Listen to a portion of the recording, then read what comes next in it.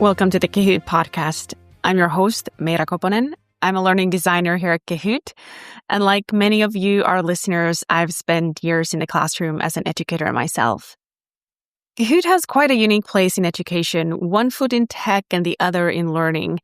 Many of my colleagues are former educators as well, and we work closely with teachers and students, whether it's product testing or these conversations to better understand our users and how things are and where they are going in classrooms. So we keep having these amazing conversations with educators and students.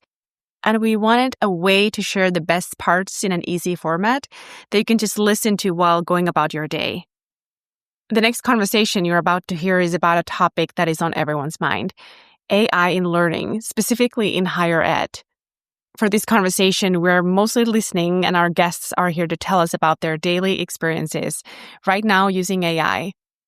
We have Dr. Meyer from McKendree University talking about the shift in teaching, and then 6 amazing students talking about how they are using AI currently and what they want their professors and schools to know when it comes to using AI. So, grab a cup of coffee, settle in, and tune into this conversation about learning and AI in higher education.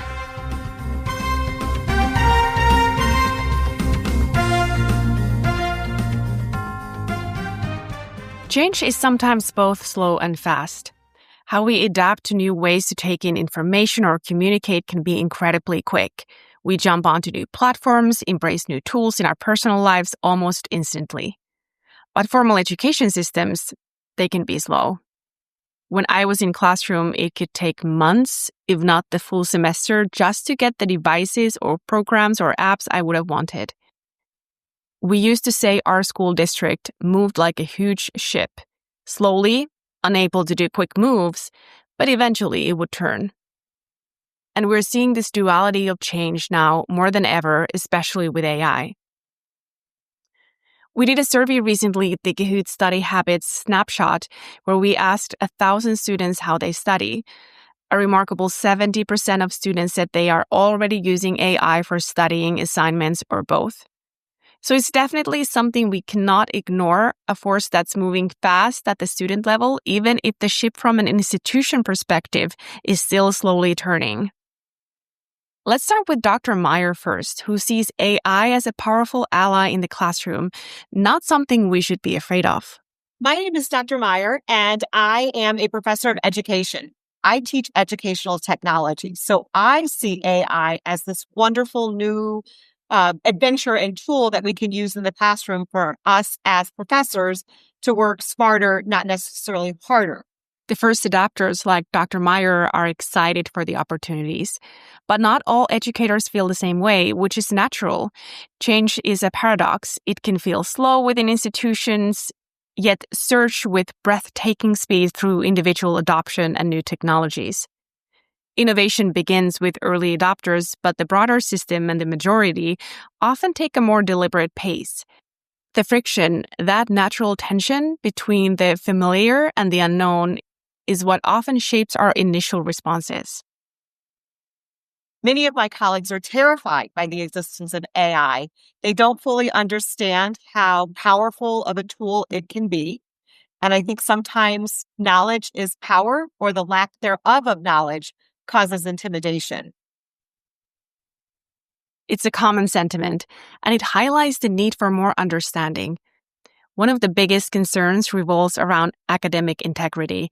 The fear that students might be just handing in AI-generated assignments without any real learning happening, or at least not the learning we as educators were hoping to get through the assignment. But is that the full picture? Let's hear from Mark, who's in the thick of his mechanical engineering studies. My name is Mark, and I'm currently in school with my associate's degree, and I'll be moving on to get my bachelor's in mechanical engineering. I use AI quite often in my schooling, and I don't necessarily think I fit into the category where I'm just submitting AI written papers and everything. But when you look at artificial intelligence as a tool, there's a right way and wrong way to use it. So if I'm writing a paper, for example, and I need a rough outline, or if I need a new idea of a way to branch off, AI can provide a path for me, essentially, to where I can go down this path of this different subject in my paper that I would have personally never thought about. It's still my own ideas that I'm putting into this subject, but at the same time, AI helped me reach that point. I love that distinction Mark makes. AI as a guide, a way to explore new avenues he might not have thought of, but still very much his ideas take the center stage. It's not about bypassing thinking. It sounds more like he's using AI to scaffold his thinking. And it seems Mark isn't alone in finding these creative ways to tackle complex material. Ella, who's on a path to becoming an attorney, shared similar experience. My name's Ella, and I'm studying to be an attorney. For me, the hardest part about writing an essay is just being able to organize my thoughts. I often have so many ideas just going on in my brain that it can be really overwhelming to even know where to start and how I want the paper to look. So simply, typing in something along the lines of where I'm going and asking ChatGPT to create an outline for me can be so helpful, because then I know I'm like, okay, I can take this direction or I can take this direction. And as Mark said, it can really help to spark creativity of realizing that there are ways that you can take the topic that you would have never thought about had ChatGPT not brought it up. Summaries are, for me, like the best way that I learn. Like, I can read a full text and have a concept of what it was talking about, but really going back, reading the text, and then reading a summary of the piece to make sure that I understand all the crucial details is really, really helpful for me. And it can provide the basic facts and the most important facts that you know that you need to have in your paper, and kind of as a checklist situation. For Ella, AI becomes almost like a study partner, helping her when she is unsure if she's got all the crucial details down. It's about building confidence in her understanding. It's compelling to hear how students are leveraging AI as a thought partner for tasks like outlining or brainstorming. But this also raises interesting questions for us as educators. How do we ensure students are still developing the foundational skills of organizing thoughts and brainstorming independently? And how can we guide them to interact with AI in a critical way to ensure it's a rigorous thought partner, not just a tool that cheers them on without any challenge? This is where prompting AI effectively and then critically evaluating its outputs becomes a vital skill in itself. Now, even as students find these positive ways to use AI, there's a practical challenge they're facing, a real point of friction. Lauren, who's training to be an elementary teacher, pointed out something that can make navigating AI feel like walking a tightrope. I feel like it's also difficult sometimes because, like, going back to even the college setting, like being in class, there are so many different professors who are like fully on board, like use it for ideas and stuff, use it for this, but then you can go to the next class you have 10 minutes later, and then someone's like, you cannot even generate an idea within. You can really hear the frustration here, that whiplash of going from one classroom where AI is welcomed for brainstorming to another where it's completely off limits. It highlights a good point. As students increasingly engage with these tools, the conversation has to broaden. It's not just about how students use AI, but perhaps more profoundly, how does teaching itself need to evolve in response? Let's go back to Dr. Meyer for her thought on this. No longer are we able to teach the way we always have. In order to be able to meet students and their needs for AI, we have to change our pedagogical approaches within the classroom. We can no longer use assignments that we've used for decades. We need to start to rethink our teaching practices as well in the classroom in order to be able to capitalize on the use of AI.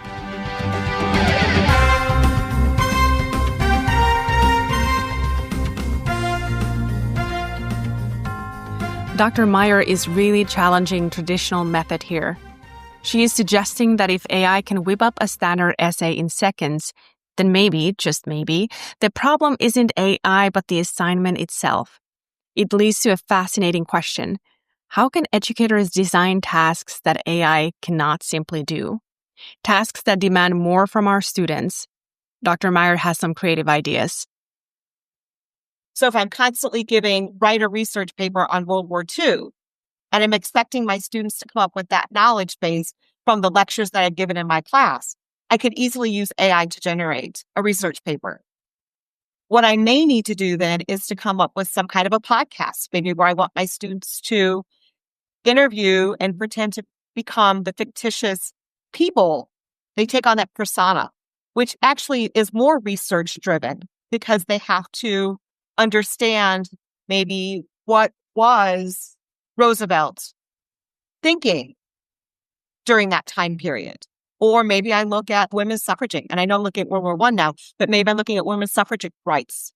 And I can take on the persona of several different suffragettes and look at their perspective and create that persona, which AI can do and help you do the research, but I have to be able to assimilate that knowledge, which gives us much higher in the order of thinking skills that are needed. What a fantastic example from Dr. Meyer, shifting from a simple research paper to a podcast persona, pushing students towards those higher order thinking skills. And it's not just seasoned professors who see the need for this evolution in assignments. Heidi, who's on her journey to become a high school teacher, echoes this sentiment. She believes that change really needs to begin with how educators design those learning experiences.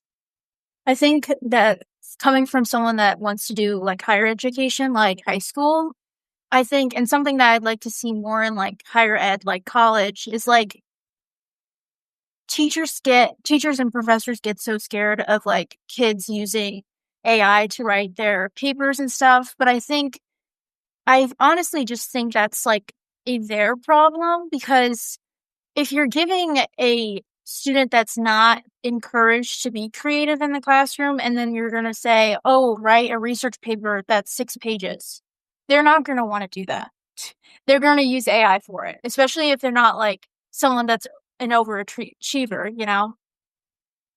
Heidi makes a strong point here. If assignments aren't engaging or don't encourage creativity, can we really be surprised if students look for shortcuts? It's a provocative thought. And Sarah, who's preparing to be an elementary teacher, used a really vivid analogy to describe the inevitability of students using these tools. Like putting a cookie in front of a little kid and saying, don't eat it. I feel like teaching students how to use AI properly is definitely going to help in the classroom in the long run, because they're going to use it no matter what. I mean, it's a learning tool there that they ultimately, at the end of the day, they're going to have access to. So you should teach them how to use it properly. The cookie in front of a little kid. What we are hearing from both Heidi and Sarah is this clear message. AI isn't going anywhere, so instead of trying to build walls against it, perhaps our energy is far better invested in teaching students how to use it thoughtfully and effectively. And this brings us back to a fundamental question. What should be the core goals of education, especially now in this new AI-infused landscape? Dr. Meyer offers her perspective.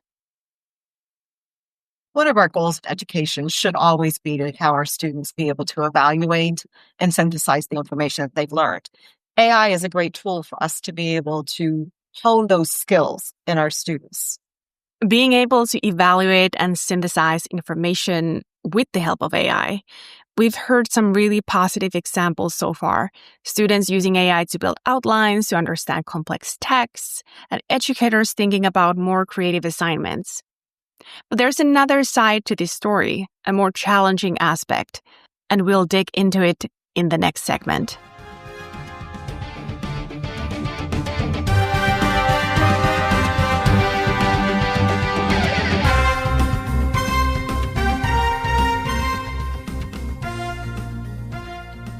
Is AI cheating? What if I used AI for an outline of an assignment for a course I was allowed to, and then used that assignment structure as a base for another assignment for a course I'm not allowed to use AI at all? Does that count as still using AI? Did I unintentionally cheat? What if I used it for brainstorming, but I only got ideas that I already kind of had before? Suspicions of cheating and the anxiety around it is something Lauren, Mark, Ella, and Sarah all touch upon, and it's a critical part of the conversation. I think that it also, like the word AI, if someone said something, if someone just said the word AI, I'd be like, okay, cheating. I feel like that's the only like connotation that it gets. It just has such a bad rep. instead of just thinking, oh, cheating, you should think of it as a tool because it is. You can use it ideas, like even for some assignments in here, whenever we have to do like a presentation or something for what we would teach to a classroom, I'm like, okay, what I would first think of what is popular with the age group that I'm teaching right now to keep them engaged in it. So that's how I can use this tool instead of just thinking, oh, using AI to do my math problems or writing an essay or stuff like that. Let's teach them. You can use this to brainstorm. You can use this to teach yourself when you're struggling. I'm in high-end calculus classes and everything from being a engineering student, and we can use AI to teach. Let's say I'm struggling on something like double integration. I can use AI to say, oh, can you tutor me on this and catch up with the rest of the class? So I would really want to send a message out there. First off, read papers yourself and judge yourself, because I've had to send countless emails where I've been accused of it, where, like, look at this sentence. Do you really think this was written by AI? It has emotion in it and everything. And I think let's read it ourselves and judge from there, because I think it can be easy enough to tell if it's AI written just by reading it yourself. And let's move into a way where we can use this as a teaching tool to make our classrooms even better in the future. Yeah, I agree. I think it can create a lot of really unnecessary anxiety, especially when writing papers. Like before, I used to get anxious about, oh, am I going to get a bad grade on this? But now often when I submit papers, the number one thing I'm worried about is, am I going to get a 0 because they think that I've used AI to write it, even though I haven't. And I mean, I get anxiety about papers like that when I've used no AI at all. And then same as when I've used it to create an outline and to bounce ideas off. It just creates so much anxiety because I think, as you mentioned, the better writing you do, the more likely it thinks that it's AI. So if I, for example, am using semicolons, I'm always like, okay, what would I tell my professor if they were like, well, I know this is AI because you wouldn't use a semicolon. Yeah. And being able to back up, okay, I know what a semicolon is and I would use it right here. So I think it's just a lot of really unnecessary anxiety. And as Mark said, I think that it should be more like the professor checking it than the AI trying to tell itself if it's AI. And I think another big thing from going for one class where you're allowed to use AI and then another class where you're not allowed to use AI is just I feel like the fear for me with AI is, okay, if I use it for this class, is this teacher going to be able to tell that I used AI for another class because I was allowed to? So it's kind of like the fear of being accused of using AI is huge. I got accused of using AI to write an email. And I was like, why would I do that? What we're hearing is a pattern. Students aren't just thinking about how to use AI, but whether they will be misunderstood or even punished for using it responsibly. The fear of being accused can sometimes outweigh the learning itself. But as Haley, a future middle school teacher, reminds us, AI isn't just about writing. It can also be a lifeline when students are struggling to understand content. I feel like some teachers, they don't understand that AI can also help your students when they're struggling with the material. So if I'm we're reading this poem in class, but it's written by Shakespeare and it's hard to understand, we could bring it in and be like, can you make this into 2024 talking text or anything like that? And then it's way easier for us to understand and get the idea from it better.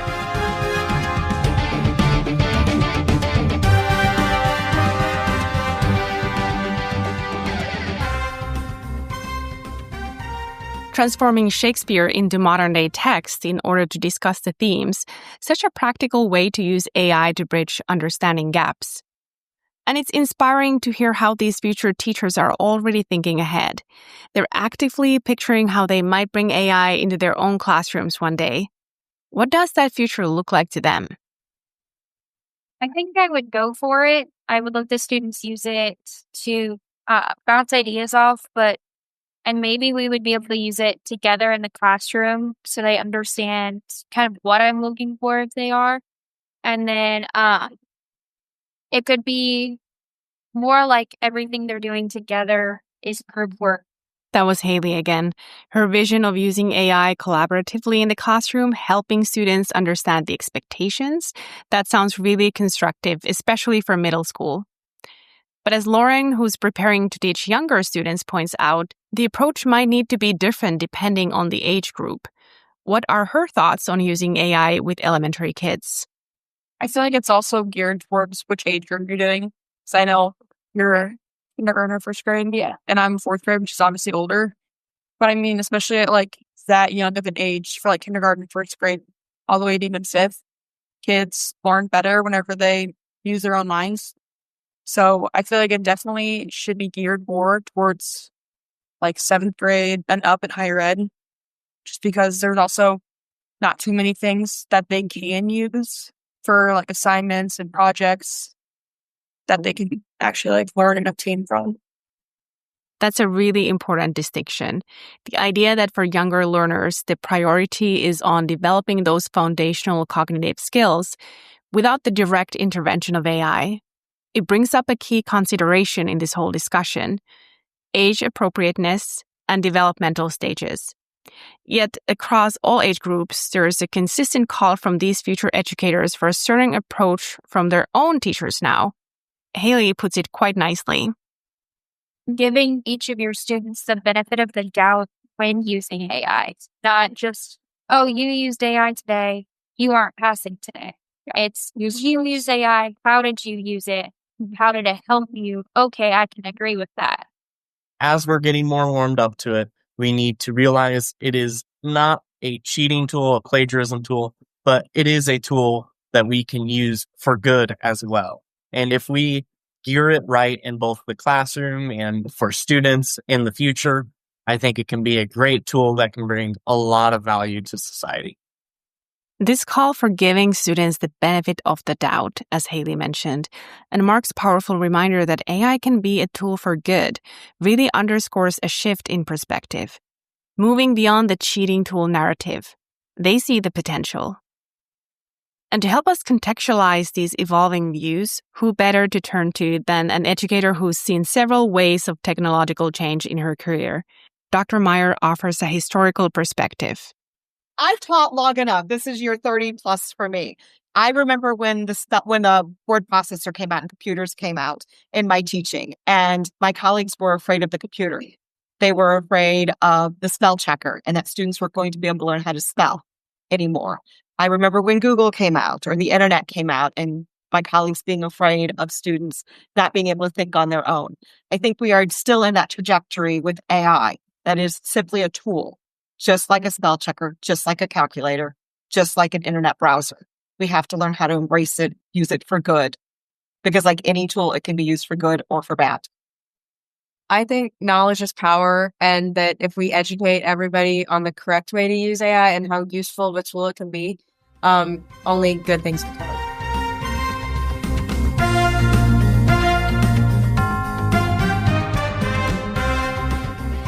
What a perfect note to end on.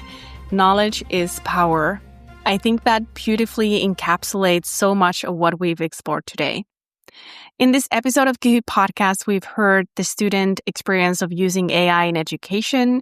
We've heard loud and clear that students are not just passively encountering AI. Many are using it thoughtfully, strategically, in ways that genuinely support their learning. Yet this exploration is often clouded by inconsistent guidelines and a fear of false accusations, leading to some very real anxiety.